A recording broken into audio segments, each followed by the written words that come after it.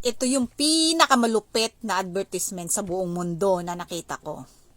Ito yung may nakatayong flight attendant sa taas ng tower. Hindi basta-bastang tower ito.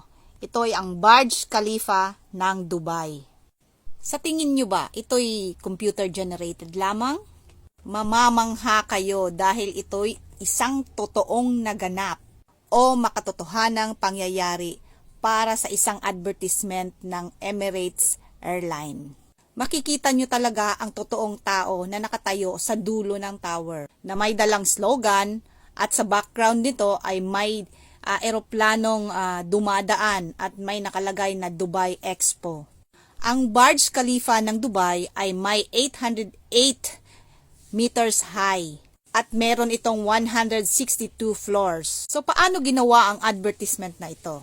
Ang flight attendant ay hindi totoong airline staff, kundi ito'y isang stunt performer. Merong skills sa skydiving kaya hindi siya natatakot sa heights. Lahat ng shots at anggulo ay kuha ng isang drone. Ang eroplanong nasa background ay totoong lumilipad sa mababang speed lamang. Ito'y umiikot ng 11 times. Ang stunt performer ay nakatayo halos 4 na oras, halos 4 hours para ma-achieve niya ang kanilang mga shots at effects nito. Ito'y isang naging global sensation dahil sa courage at very creative ng buong team. So kayo, kaya nyo bang tumayo sa ganyang kataas na tower?